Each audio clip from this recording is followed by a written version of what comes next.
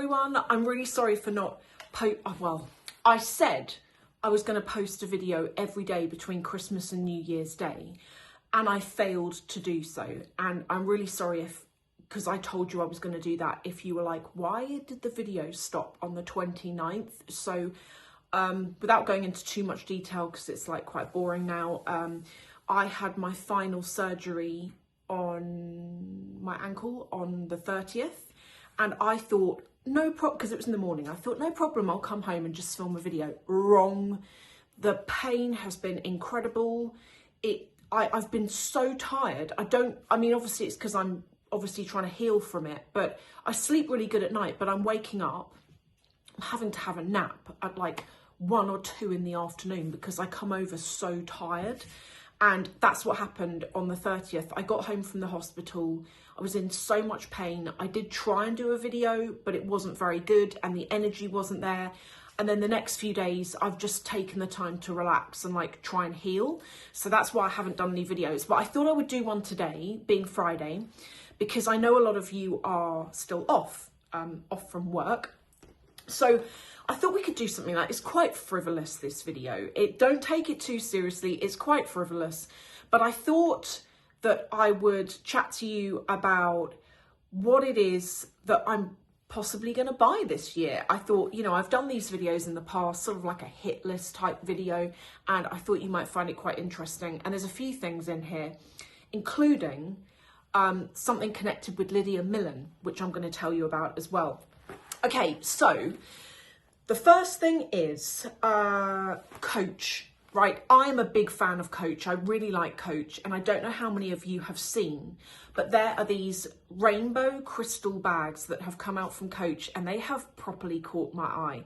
Now, the only reason why I know about them is because I was on Instagram and I saw an advert for them. And then obviously because I paused on that advert and I clicked through to go and see the bag, I have just been shown constantly ever since then organic videos of people who have bought the bag and they're unboxing it and they're showing you how to style it. And it's just making me want it so badly. The only thing putting me off, so I would get the Kiss Lock version. It does come, I think it comes in the tabby as well. It comes in like a few different styles if you like that crystal look, but you don't like the Kiss Lock. But I would personally get the smaller Kiss Lock. The only thing putting me off is I feel that it's very expensive for what it is. You know, it's canvas, it's material, and yet it's nearly £500 for the smaller size. And the bigger size Kiss Lock is like £1,000, which I think is ridiculous. Love Coach to bits, but £1,000 for Coach seems a little bit excessive to me. So I haven't done it. And what I've bought instead, connected with Lydia, is, you know, Lydia did that collaboration, or is doing that collaboration with Fairfax and Favor. Have you seen the bags that she helped design, or did design? I'm not sure which, but I first saw these bags back in September when I think she put up like some content about them, and I was like, oh, I quite like them. I like the simplicity of them, but also I do like the silhouette. And I know that there's been sort of like, not controversy, that's the wrong word, but I know there's been people kind of going, well, hang on a minute, did you copy the Birkin and then on the smaller clutch one, like the mini Kelly? And I can see where the inspiration has come from. It may not have been intentional, but I can see that there is definitely, when I look at the bag, I'm like, yeah, it's got the silhouette of the Birkin. Yeah, it's got the small one. It's got the silhouette of the Kelly. I can see that. Don't know what you might disagree. You might agree. I can see that, but it doesn't bother me. I love the size of the micro one, and it comes in black, burgundy and tan. I think you can only get black on the larger size. I've been looking at the small, not the clutch, but I've been looking at the small size one that's like Birkin shape as such, and I've bought it. I bought the burgundy version, and the only downside is that I'm on a waiting list and I'm not going to get it until March. And when in March, we don't know. Now, the first batch sold out within 3 or 7 minutes, one of the two. I was told at the Marlowe store it sold out in 7 minutes. I have a theory on this. My theory is that they probably did a short run to see how they were going to go.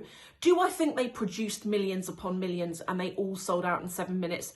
Probably not. I think it's probably more the case. Let me know what you think, but I would imagine they did like a smaller run as a bit of a test, creates a hype when it sells out so quickly, makes people on the second wave put down their money to get the next bag. Have I been swayed by that? No, not really. I wouldn't say that the hype is what's reeled me in. I would say it's very much the design of the bag that's reeled me in. It's the aesthetic, it's the shape, it's the simplicity, it's the fact it doesn't have a big logo on it. It's the fact that it's like, it's contemporary, but it's classic, and it's formal, and it's casual, but it's not, it's dressy, it's all of those things in one. And I think that I'm going to be able to style it in very different ways, basically. So let me know if you bought that bag. I know some of you did. Anita, if you are watching, I know Anita managed to get like the full range on the first drop. Let me know how you're finding that bag. If you bought it, are you liking it? Are you not? Some people have said the only negative thing I can read about the micro size, which is what I've bought, is that if you are tall, the drop length when you wear it crossbody is all wrong. Apparently it's really good if you're petite, but when you are taller, apparently it sits too high. So people are buying like extenders and stuff to try and get it to fit better, or, you know, just completely different handles altogether to put on the bag. I don't know, we'll see, but I'm very much looking forward to it. So that's the other thing that I have actually already bought. The next thing, this is a wild card. Okay, it's weird. I almost don't want to mention it, but I have always wanted to buy a classic car. Now, for me, a classic car is a 90s car. That, to me, is a classic car. I know to some people, they're like, that's not classic, like 60s is classic, and I get that. But there have been a couple of cars I've always wanted to buy, and I'm going to do it. But the thing is, the car I'm looking at is so rare.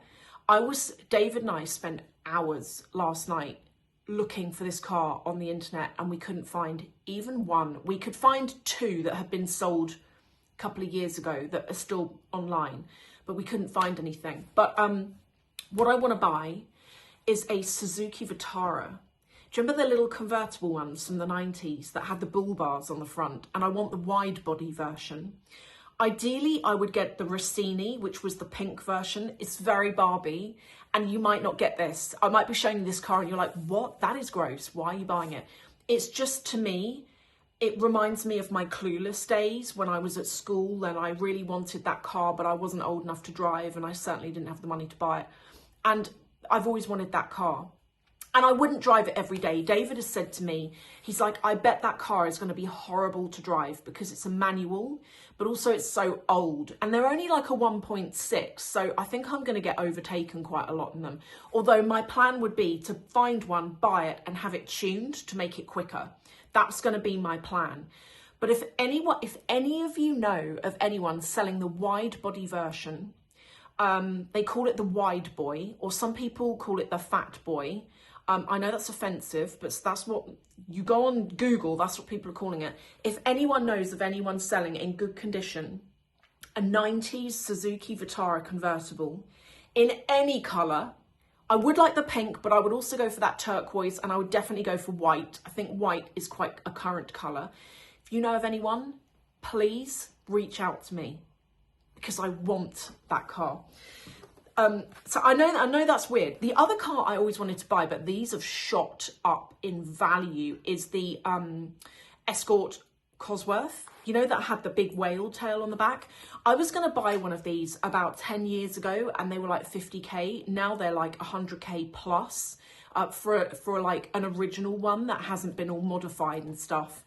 They're like super expensive, but I would definitely like to go for a Vitara. And David said to me, he's like, would you really drive that? And I'm like, I actually would. Like, I'd need to be in the mood to drive it, but particularly in the summer when you can take the roof off. It's got like a targa roof, which means like a half roof above the driver's seat, but you can flip the whole back down as well.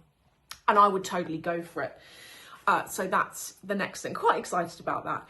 The other thing is, I don't know how many of you know, and I hope I'm allowed to say because it is public knowledge now, but the Christian Louboutin sale is on, okay? And my lovely salesperson from Louboutin contacted me just a couple of days ago and was like, the sale is on, is there anything you want? And there's a couple of pairs of shoes I really want, but they don't have my size. And I wanted to talk to you about these shoes because I've done something so cringy, so bad that I almost don't want to tell you because it's not only gross, but I don't want to tell you and you're like, ooh. And I want to put the idea in your head, okay? But there is, I think they're called Miss Z and they're the mules. I have always wanted them, but I want them in the lower heel, the 85. Anyway, the 100 mil mules came up for sale, right? And they were like, I don't know how much, 50% off, let's say. And I tried to buy them, but they were sold out. They were in yellow and like a croc material, but they were sold out in both. So anyway, the thing I've done that's really, really bad, and I need your advice on it, is a couple of days ago, so before my ankle operation, I was like trying to put Louis's lead on to take him for a walk. And you know when you crouch down on the floor and then you go on tiptoes and you like roll on your toes because you're going to like sit on you're going to tuck your legs under you and like sit with your calves under you. I did that and I did it on carpet and I had socks on and the carpet caught under my big toenail and I felt something really weird and quite painful and I took my sock off and like if my big toe's like this, the nail was sticking up from the actual base of the nail was sticking up 90 degrees. And I was like, oh my God. Like, you know that cold panic that comes through you of what have I done? And I tried to pull it off and it was proper attached to the nail underneath and it was hurting something crazy. And I had to be like 3, 2, 1, rip. I had to rip it off. I have got photos, but I'm not going to show you the photos because you will actually puke. I have completely lost my toenail, my big toenail. There's like bits of it still there. I think the matrix, they call it, is still there. That bit right at the bottom, but it's underneath the cuticle. I can still see there's a bit of nail there under the cuticle. It's all like there's little jaggedy bits that are still there. But I went to the doctor and my doctor was like, oh, he actually did that. When I showed him, he was like, I can't, he said, I've seen some stuff, but I can't even look at that. That is the most cringiest thing I can ever imagine. And, you know, even when you get in the shower, water droplets falling on the nail plate, the nail bed, because there's no nail there, makes you want to be sick. It's the most intense, horrible feeling. So going back to these shoes, I was going to buy them and I thought, but they were sold out in my size. And I thought, well, you know what? You can't wear them anyway because you're missing a toenail. Like, what are you going to do? And then I looked on ChatGPT and I uploaded a picture of it. And Chat actually said to me, oh, that looks so painful. And then it said it should grow back, but it's going to take like a year to grow back because it's so low. It's not like 50% off. The whole 100% of the nails come off. And I wanted to talk to you about this because it's so awful, but also I want to know, has this happened to any of you, whether it's on your hand, on your toes, whatever, and did it grow back? I think it is going to grow back. And the doctor looked at it and said that will grow back, but it's going to take months, like at least a year to grow back fully. And I've wrapped it up and I've got like a bandage on it because if I walk in shoes, it catches on my socks and it's just the worst thing. So anyway, if any of you have done this to yourself, let me know. It's so annoying, but well, ever since Googling it, all over my Instagram now, I'm looking at gross reels that are popping up of people that have lost fingernails from acrylic nails and like toenails from various things. And my feed, when it's not full of that Coach bag, it's full of people's graphic images and videos of digits with nails missing. But anyway, I mean, people are saying in their comments though that they did it and it grew back, so fingers crossed. The next thing, okay, I have already said that in this year I'm planning on getting blepharoplasty. Now this is something else I need your advice on. I'm booked in for it in February, and when I had my ankle operation I was awake for it. And it was a very invasive surgery and it was incredibly painful because at the deeper levels of tissue, the anaesthetic hadn't got there. So I had to suck it up. And also they got so deep that they were on my calf muscle. So every time they touched with the scalpel or with the tweezers, whatever they were using, my calf muscle would like flex like this. And I had no control over it. It was awful. And I lay there and even the local anaesthetic was agony, complete agony. And I lay there having this operation and I thought, Sophie, how are you going to do blepharoplasty awake? How are you going to do it? You can't even do your ankle awake. What makes you think you can do blepharoplasty awake? And I think what it is, with blepharoplasty, obviously the skin is a lot thinner, it's not going to go down so deep, so the local anaesthetic's going to kick in and I won't feel it. I know that once the local's in, I won't feel it. It's not that. It's the thought of the needle around the eye. And local anaesthetic, if you've not had it, it is like freezing cold ice ripping apart your flesh under the skin. It is horrible. And when I say it, it's like a bee sting, but like an intense, awful bee sting. And I want to reach out to any of you, because I know a lot of you have done blepharoplasty, and I want to ask you, did you do it awake? Did you regret it? Let me know. Or did you do it asleep and you were better off doing it that way? Now, the only reason why I wasn't going to do it under general is, first of all, general makes you feel awful when you come back round. And I don't know about you, but I feel rough for a few days after, and I don't really have the time for that in my life. Secondly, the clinic I've gone to, they want several thousand extra for general, and for a surgery that's not even going to take an hour, is what I've been told. It just seems a bit much to spend like 2.5K over and above the operation just to be put to sleep, you know? So I'm thinking about all of it. It's not about the money. It's not that. I just don't want to waste money. And if this is something I can suck up, then I'm willing to suck it up. But David's now saying to me, because he was with me when I had my ankle operation, he was like, I could see how painful that was for you.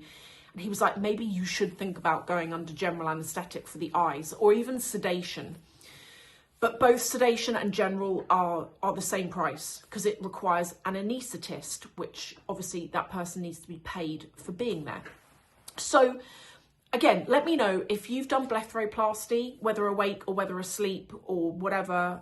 Can you let me know in the comments, or feel free to email me? I would love to chat to you just to get your input, really. But that's another thing that I'm doing in the new year. And then what's the final thing I should talk to you about? Travel. This is the final thing. There's loads of other things on the list, but I'm not going to go through it because we'll be here all day. But travel. So I've had quite a lot of you saying to me, Sophie, are you going to go away this year? And if so, where are you going to go? I don't know is the answer just yet. We tend to go away in the autumn. Now, last year, 2025, we didn't go anywhere because we got Louis at the end of July.